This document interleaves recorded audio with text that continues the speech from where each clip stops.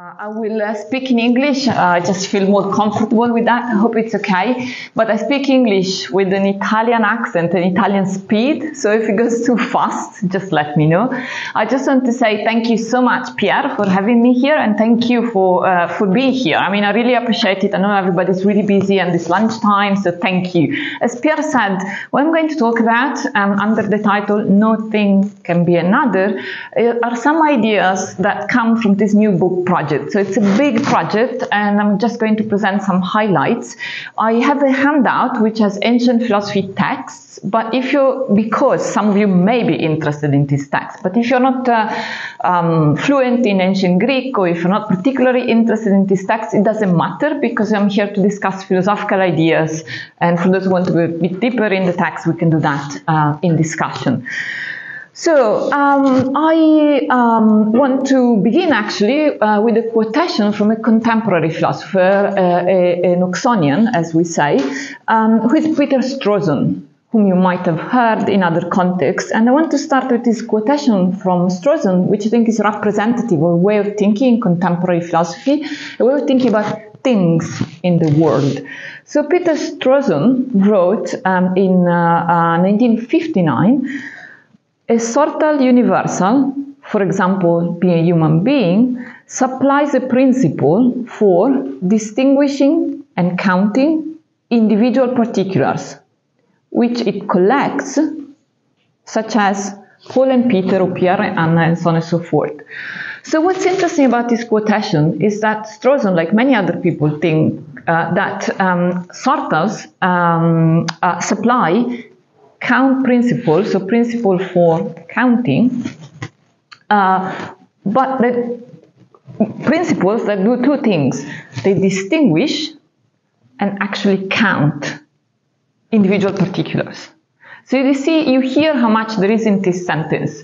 So being a human being is a sortal which is used for distinguishing and counting individual particulars. And I am taking issue with this position, and I want to say that we cannot take it that sortals, like being a human being, can do this double job of distinguishing and counting. So distinguishing would be distinguishing what is to be a human being from what is to be a table, and counting would be counting 1, 2, 3 items in the room. So I want to say there are two dimensions along which a thing is one. One dimension is being one qua individual, so being one qua human being, or being one qua table. And the other dimension is being one qua particular, so being 1, 2, 3, 4 human beings, for example. So I'm making, I want to kind of raise trouble for this contemporary position, according to which count principles both distinguish and count things in the world. I think that cannot be right. And I want to say that when Strawson and other people say individual particulars, they are actually putting together two concepts, and they don't tell us, when we think about, say, Pierre or Anna or Florian, what it is about Florian that is particular and what is about Florian that is individual. And if there is something that is individual and something that is particular, how is it that there is one Florian, right? So I'm basically generating this problem that I like for us to think about, that contemporary philosophers have collapsed into one single notion, two different notions: particularity and individuality. And I want to say that because of this collapse, they think sortals can do everything, but that's not correct. So I want to take you back now to some ancient ideas and show you how the ancients were distinguishing particularity from individuality, and in fact had a way of let's say pointing at things in the world as both individual and particulars, even if there are two dimensions to that. Okay, so to do that, I'm going to take you back to a giant of the past, Parmenides, who has come back to the interest of contemporary philosophy through the work, for example, of Michael Della Rocca, who wrote this beautiful book I really recommend, The Parmenidean Ascent. And starting from Parmenides, I call this position that I'm developing, Parmenidean essentialism, but I want to say, although Parmenides is the one who had the initial idea, it's actually Plato and Aristotle who did most of the philosophical work. So I'm going to make two important assumptions, one of which is in the title of my paper, and the other one I'm going to give you now. So the first assumption with the ancients is that to be is to be one. So whatever is one. Historically, this idea has been suggested by Parmenides, and that's why I go back to Parmenides. And Parmenides, like us, was looking at nature, and like we try to carve nature at its joints. So Parmenides was trying to find what is it that is in nature. And he found that what is in nature is actually being itself. So the only thing that is one in nature is being, because being is, in a sense, omnipresent in nature. So Parmenides makes this equation that to be is to be one, and to be one is to be uniform. So whatever is in nature that is uniformly in a certain way is one, and he found that being has these characteristics. So as you know, he posits what is as the entity in his ontology. I don't want to be so parsimonious, I don't want to say that there is only one thing, but I want to keep the idea that to be is to be one, and to be one is to be uniform. And I want to say that this captures the dimension along which things are one as individuals. So to be an individual is to be one in the sense of being uniform. The second assumption I'm going to make, as I say, has to do with the title of my talk, and it is that a thing cannot be or become another. And this is really powerful. This should just make you feel sort of uneasy in your chairs, because Parmenides is not simply denying change, which is what everybody says about Parmenides. He's not denying simply that a thing can become another. He's denying that the thing can be another, right? So if you now take the consequences of this position, we cannot even predicate something of something else, because when we say that this table is brown, this table is brown, or Florian is a human being, I take a thing and I say that it is another, this table is brown, or Florian is a human being. So if you take seriously what Parmenides thinks, we're basically unable to make any predication of anything, because by predicating something of something else, it is as if we make something be another thing. And this is a consequence that seems very, in a sense, very counterintuitive, but in a sense very logical. How could a thing be another thing, right? So I want to say that these ideas of Parmenides is to be one, is to be is to be one, and to be one is to be uniform, and nothing can be another, are foundational for metaphysics, and we should take them seriously and work with them and develop a positive account of things in the world that starts on these premises. And here is where I diverge from De La Rocca. So De La Rocca says, yes, all this I agree, but therefore we should say nothing about anything. We should just eliminate predication. We should just remain Parmenidean in the sense that what is, period. I say no, we can take these Parmenidean ideas and give a metaphysics of objects in the world that's actually better than the metaphysics of Strawson, because the metaphysics like that of Strawson collapses together individual and particular, and I think these two things should be kept separate. So this is the big picture that I want to give you. And now I want to develop the account, and I'm going to try to develop it historically, namely showing how we start from Parmenides, we go through Plato, and we come to Aristotle. And of course, Aristotle is the type of ontology we want, because an ontology like that of Parmenides, although, he had these very foundational ideas, it's a very austere ontology. As you know, he has only one thing in his system, and of that thing, we cannot say anything, right? So that doesn't seem to match the world as it is. And that's why I think we should make progress. And the next step forward is made by Plato, who admits a plurality of things that are Parmenidean beings. But that too, although it's progress, is still not exactly what we want in this scientific world of today, because we know that, you know, there are tables and chairs and there are people and cats and trees. So what we really want is the Aristotelian development, which admits of physical objects, material objects like we are. So we're going through these thinkers, starting with the Parmenidean principles, going through Plato, reaching Aristotle and drawing conclusions.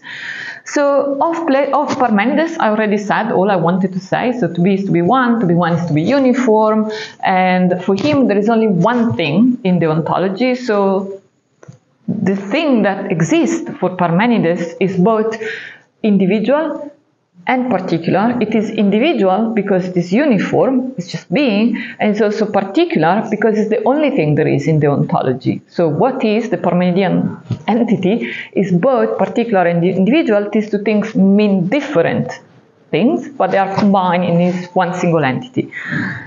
But the ontology is too sparse. So we go to Plato, and the first thing we learn about Plato is that there can be things that are individual, but not simple. So the Parmenidean being is individual, is uniform, but it is simple, has no internal division of any kind. As you know, there is nothing that is, it's just is, okay? There is nothing that is predicated of it. But Plato, with his ontology of forms, which are substances for him, introduces not only things that are individual in the sense of being simply uniform, but also things that are individual in the sense of being complex, or complexly uniform. And these are forms that are what we would consider structural universals. So like being H2O, it's a modern version, or being triangular, or being, you know, a geometrical figure, or being a number, or being justice, for example, being equal. All these things, all these forms are forms that are complex and not simple. And so the challenge for Plato is to show that these forms too can be one in the sense of being uniform, even if there is complexity. So can a structure universal be one? That's kind of modern version of the question. And Plato thinks about this a lot, I think, particularly because he endorsed the principle that many contemporary Mariologists also endorse, that the number of a thing is the number of its parts. So if something has parts, the number of that thing is as many as the number of its parts. So if something is one, it cannot have parts. I am pausing here because that's a principle, and the name that should come to your mind maybe is David Lewis when I say this. So the number of a thing is the number of its parts. Plato believes that, and therefore his problem is that if there are forms that are complex because they have parts, then these forms cannot be one, so they cannot be individuals. And that would be a problem, because then the only forms that exist should be simple forms, Parmenidean being, strictly speaking. So Parmenides tries to think about, Plato thinks about this, as I was saying, a lot in the Theaetetus. So you have in the handout, if you want to check, a few passages that are relevant. But in the Theaetetus, the most important thing Plato does is to say, look, is to discover, let's say, in contemporary terms, what we would call a type of special composition. So you can have many elements that compose together into something that is one. So you start from many, if you want, elements or components or constituents or parts, and you come to have a whole that is one. And that is special composition, according to how Plato talks about it, in the sense that these elements have to fit together.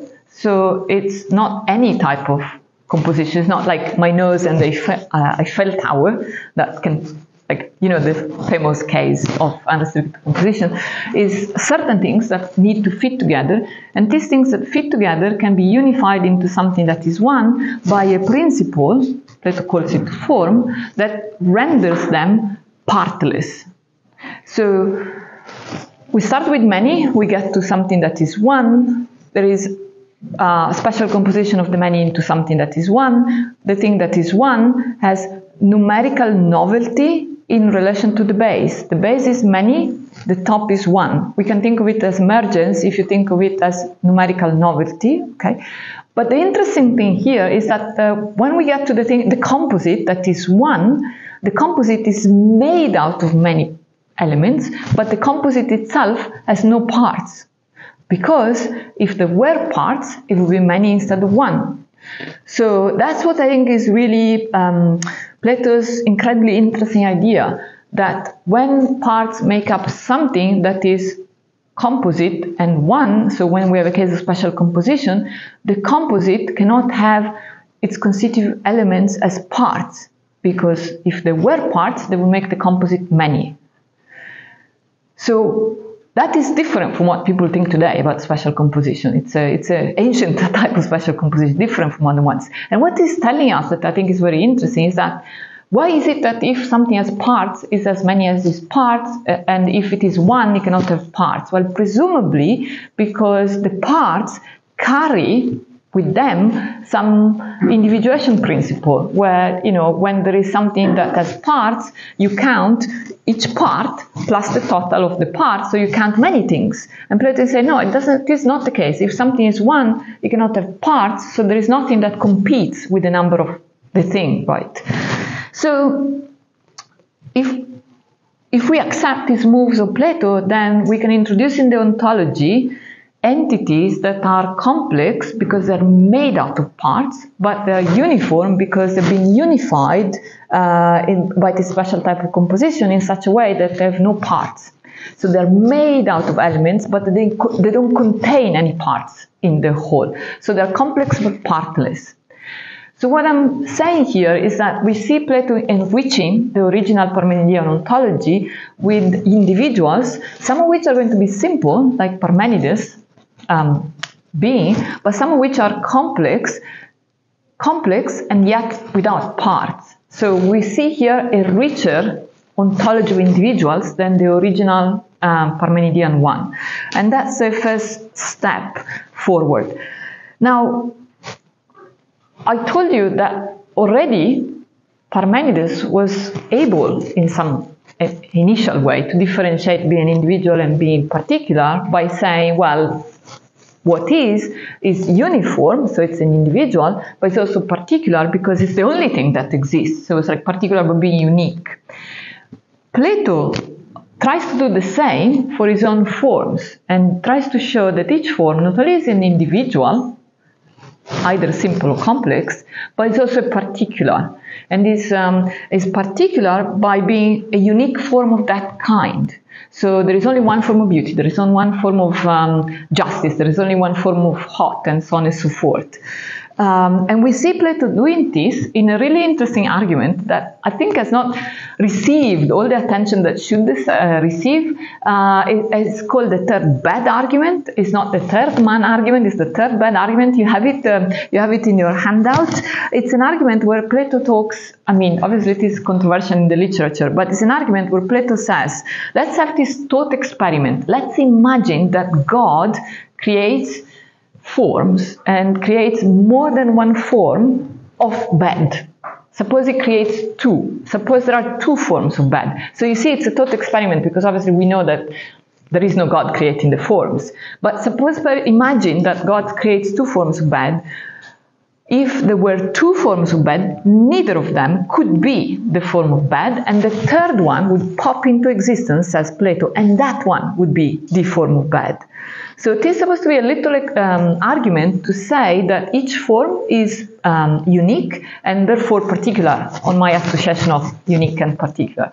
So the form of bed is an individual and is also particular. It's an individual because it's uniform and it is particular because it's unique. And Plato tries to demonstrate this in this little argument called the third bad argument. But the third bad argument is really interesting because although, you know, it seems very simple, like, you know, it's the first time we get the statement about the problem of indiscernibles, right? If there are two indiscernible forms, well, neither of them can be the form, there will be a third one popping up. But what's really interesting there is that Plato is explaining, so if there are two qualitatively identical forms, what is it that makes them qualitatively identical? And here I think it's like the punchline. It says they will be qualitatively identical because they will both possess the form of the third form. So Plato is basically talking about forms of forms, and the form of a form is the essence of a form. So now the first two forms created by God and the third one coming up will be all forms on account of the fact that there is an essence of being the form of bed that they all possess. And you see the Aristotelian move there, right? So, very interesting. But now think about it for a second. Now, Plato was trying to show that each form is not only one in the sense of being uniform, but one in the sense of being particular. And now, with this third bed argument, I think Plato has made a pour fort, is that the word, the expression in French? Plato has made a mistake. He has entered a piège. Yeah. Namely, Plato is now thinking of the forms in this particular argument as there being a subject that bears a property. So now we have a form in the standard sense that possesses an essence. So if you hear me, now you understand that each thing, each form is now divided into a bearer and an essence that is born by that bearer. So as if substratum plus essence a la Aristotle, right? So when Plato is making this argument for the uniqueness of forms, is also generating a problem for his system, because now he has each form being unique because there is a form, but also being uniform because it possesses an essence. So it's basically with this argument, Plato has split the form into subject and predicate. And that should not be, because it goes against that initial assumption, the Parmenidean assumption that nothing can be another. And now we have Plato himself in his argument contradicting this Parmenidean idea. Now we have a form that is what it is because it possesses the form of a form. Right, so this is a big problem in the history of metaphysics. So there is a big discovery here, namely of forms, namely of essences that recur, but it's also a problem. Now we get the substance, the thing, the form divided into subject and predicate. I will not give you all the text where this is discussed, but I want to say I think Plato really understands that this is pour fort, is that the expression? Un passo falso. A mistake. He has entered the piège. Okay. He has made a mistake. And he, later on, in the Timaeus, takes a different position and says, look, there is only one form, the paradigma, which comprises all the individual forms I was talking about before. And this paradigma is both individual and particular. So it is individual because it's uniform, although complex. So going back to the emergence and the Theaetetus, but it's also particular in the Parmenidean sense. There is only one paradigma, right? So he has now resolved the problem that he had left open with the third bed by saying, yeah, it is individual because it is uniform. It just includes all the forms, but not as parts. But it's also particular because it's the only big form there is. There are not many forms. There is only that. And of this paradigma, the Uber form, now Plato says that it's absolutely not subject to any becoming. So the becoming here is not temporal. The becoming is there is no constitutive relation. There is no substance-making relation. There is no possession of essences. The paradigma just is. So it goes back to being a Parmenidean type of being. So it's complex but uniform, and is particular because unique. There is no other, right? So Plato is very explicit to deny here that there is any substance-making relation involved. He just repeatedly says the paradigma just is, there is no becoming in this realm of forms, and so on and so forth. So it's basically denying the division between thing and essence that he had opened up in the third bed. He's denying all these things that the La Rocca talks about, the substance-making relation that generates regresses. Plato solves it here. And I should have told you that I also think of the third man argument as deriving from the third bed. So the third bed was really a problem, I think, for Plato. But we can come back in discussion. I'm just trying to give you the big picture. Now, Aristotle, obviously student of Plato, understands the problem opened up by the third bad, so the problem of having something that has an essence, and I think really explicitly comes back to it in his own metaphysics, in the famous argument in Zeta 6, when he says, well, suppose that a thing is what it is because it has an essence that makes it be what it is, then the essence too will have an essence that makes it be an essence, and we have regresses. So what the message I'm trying to give you is that that third bad, which is not famous but should be, is the origin of all the Platonic important regresses, like the third bad, the third man, but also the essence regress in Aristotle's metaphysics. The third bad, the opening up of a relation between a thing and its essence, is clearly problematic for these ancient people, as much as is problematic according to De La Rocca for us today. It was already problematic, and both Plato and Aristotle derive regresses from this division between subject and essence. And Plato closes the regress by saying, well, there is only one big form, the paradigma, which is uniform and unique, and is not subject to any becoming.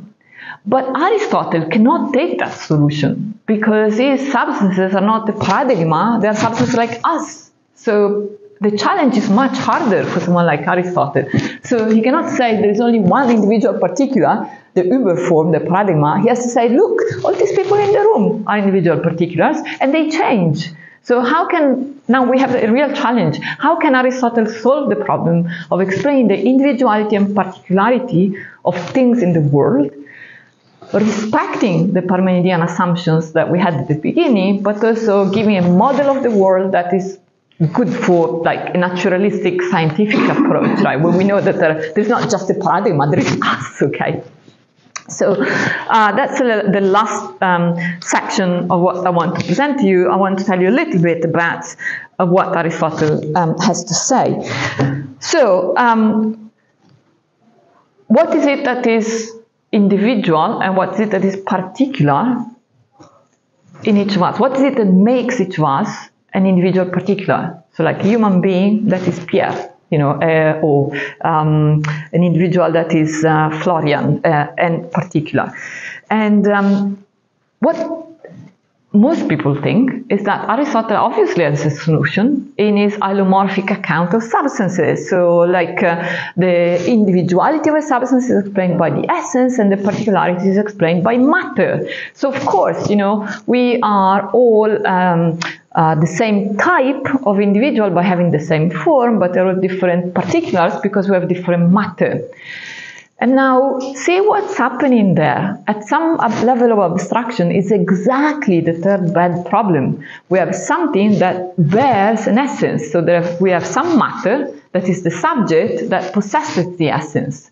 So I want to say that I entirely disagree with this traditional interpretation of Aristotle, according to which substances are individual particulars because they are individual because they have an essence, but they are particular because they have a bit of matter that composes them, right?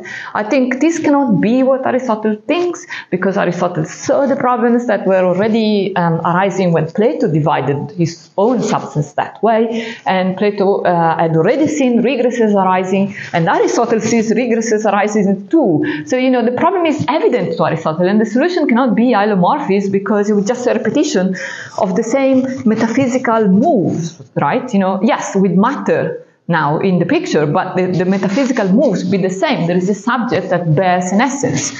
So I propose in my book to come a completely new interpretation of hylomorphism, where I think a hylomorphic composite is not the composite of two types of entities. There is no matter combined with form, because if we did, we would have a particular matter plus the individual, and we'll have nothing that is one, and so we'd be contravening all the Parmenidean principles I think all these people in antiquity share, and we should share too, by the way. I think they're good ones. Okay, so I have a lot to say about this, obviously, and I'm happy to talk about it in discussion, because it's a very different interpretation of hylomorphism than the historical ones, but I just can give you the key idea. So in my interpretation, Aristotle has one coherent theory of substance or objects from the categories throughout the physics and the metaphysics and the anima and all of it. And according to this theory of substance, a substance is constituted only by properties. So, like in the categories, we know that Socrates is the species form, being a human being, plus all the other properties that are under the other categories of being. Again, I think in the metaphysics, Aristotle thinks that. So a holomorphic composite is a composite of properties, where some properties are the material properties and some properties are the formal properties. And now you want to know what's the difference. Like, it's modal. So the material properties are the contingent ones, the formal ones are essential and necessary. So it's all properties, but modally different properties. And Aristotle is coherent from categories, physics, metaphysics onwards. There is a lot, obviously, that I would have to tell you to convince you of that, but we can go back in discussion. I just want to convey the main idea. So you see the logic of what I'm saying. If you follow the initial principle of Parmenides, to be is to be one, and the thing cannot be another, and then you want to explain how the world is with all the things that are in the world as individual and particulars, there are these moves that are made, okay, in the history of metaphysics. When we get to Aristotle, and he is trying to say, let's not commit the mistake of Plato third bad argument. That's that we want to say that things are one. So how they're one? How are they one? Well, the first thing to say is that they are constitutive of properties. And okay, here the echoes of Plato, the Timaeus, the paradigma includes all the forms. The paradigma is a substance that is made out of forms, right? And I think Aristotelian substance is just the same. I have a lot to say, but let me just say it later. And these substances of Aristotle are made out of properties, and here is a really interesting fact. Properties that are in the substance, not as parts. And Aristotle repeats this twice in the categories. Like page 1 of Aristotle's writing as we have them, Aristotle says, hey guys, if you thought that, my substances have properties as parts, that's not the case. They're not in the properties are not in the substance as parts. Now, why would he say that? Like, why? And what's the explanation? Well, I think the explanation is a Platonic one, that if there were parts in the substance would be many and not one, because parts give number to whatever they're parts of, right? So if something has parts, it's many, not one. And that's the first thing that Aristotle tells us. Hey, the properties that constitute the substance are not in the substance as parts. Of course, now we want to know, so how are they in the substance, right?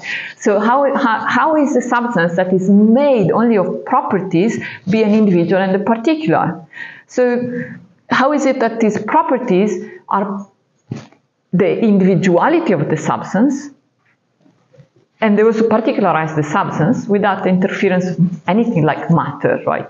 So here is, I'm going a little bit quickly, but I'm taking you to some crucial text in the metaphysics of Aristotle, where Aristotle says, look, so I'm paraphrasing, give you a theatrical interpretation of Aristotle. But Aristotle says, look, it's like Plato said, things cannot be in a composite as parts because the composite will not be one.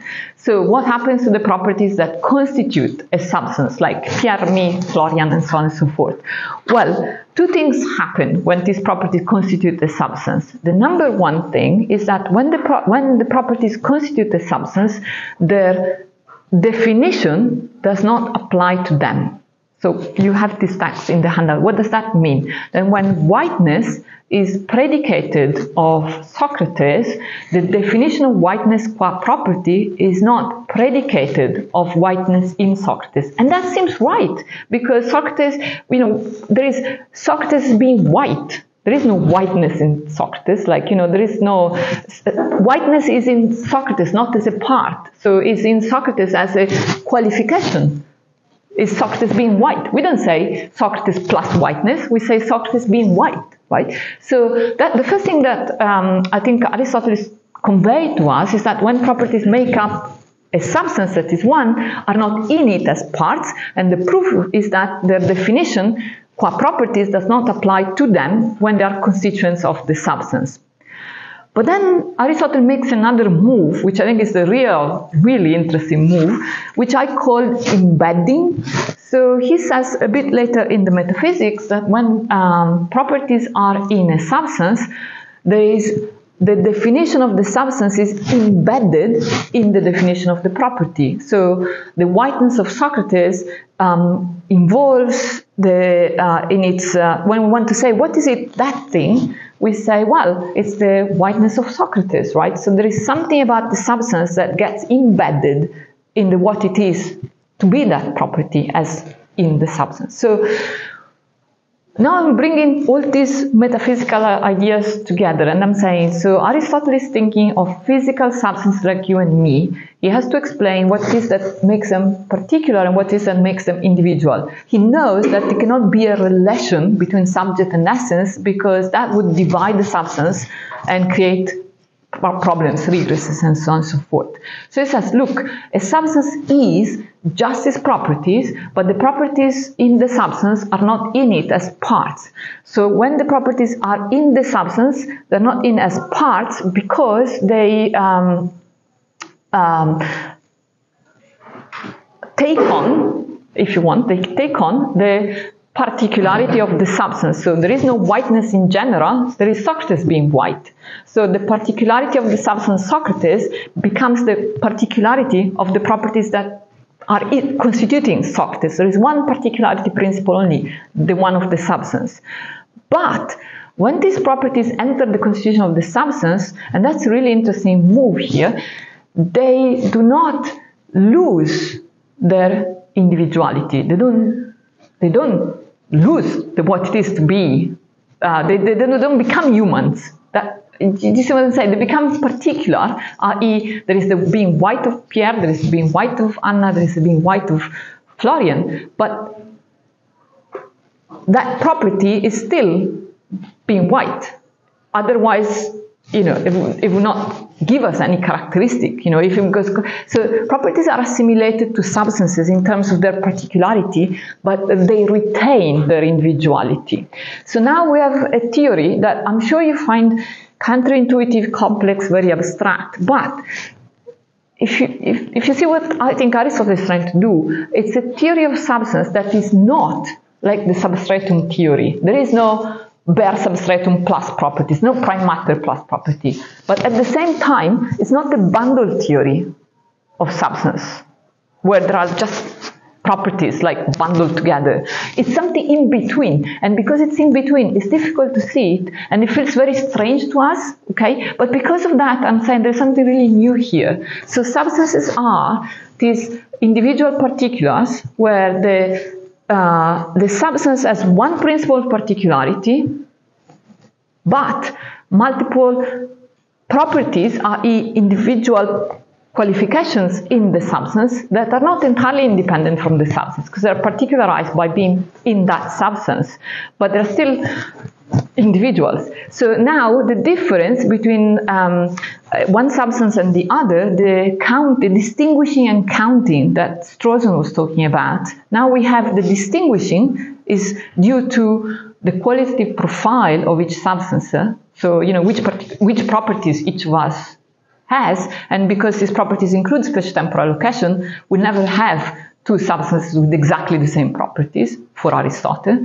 But at the same time, so each substance is like distinguished through its properties, but is particularized by the essence. So each substance is an individual particular on account of its essence being what gives particularity to everything, and its properties what differentiates it from all the other substances. So qualitative differentiation and numerical difference, now the particularity and individuality I was talking about, explained in this way by Aristotle.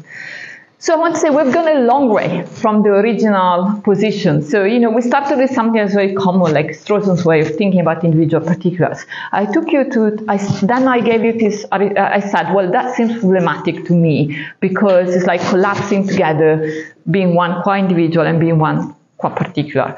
And I told you, well, the ancients did not collapse these two, they differentiated them. But by differentiating them, they also had the problem of explaining how is it that each thing in the world is both particular and individual. and I gave you this problem. Then I tried to solve the problem, building on these Parmenidean principles that to be is to be one and nothing can be another. And I tried to give you the history or the part of history of metaphysics where we see Plato first multiplying substances by having the forms and saying, well, some substances are simple, but some substances are complex. And so introducing this idea of composition that Parmenides didn't have. And then I showed you Aristotle building on this idea of composition. Yes, composition is the way forward. Substances are composites. They're composite of properties, which are both individual and particular. They are and they are the one different from the other only on account of the qualitative profile, so individually different, but particular on account of the fact that each of us has just that unique combination, and so it's unique in the world. There is a lot that now seems difficult, right? You know, if we want to think of the next steps. And one thing I just want to put to you, and I don't know if in the room there are colleagues who do contemporary metaphysics. One thing that's really interesting here is this mereology that seems to emerge here, because it's a type of composition, if you want, that emerges here. So the properties are components of the substance, but not as parts. So they determine complexity without undermining oneness. And that is neither Lewis nor Armstrong, right? So it's new metaphysics, right? And again, this is theory of substance, not substratum plus essence, but it's not bundle theory.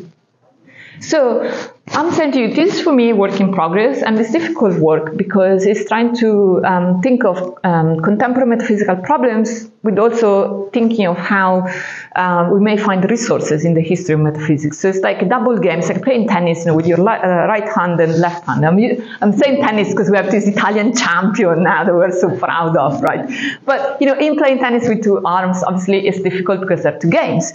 But I also want to tell you that in this intersection between, I think, in this intersection between contemporary metaphysics and ancient metaphysics, I think there is a lot that is really interesting, that is really new. And you may think at the end of the day, well, you know, this proposal is very complex, it's very counterintuitive, it's very abstract, and I can't work it out. I accept all this pushback, but I just want to say it's too simple to stay with Strawson and say, well, we have sortals and they distinguish and count. Well, that's too simple. So I know that there is a lot of work to be done here, and I really welcome your suggestions, so you can criticism, ideas, and so on and so forth. But I hope at least I made you feel that it's something really fresh that we can think about, hopefully together, and first of all with Florian's help. So thank you so much for bearing with me.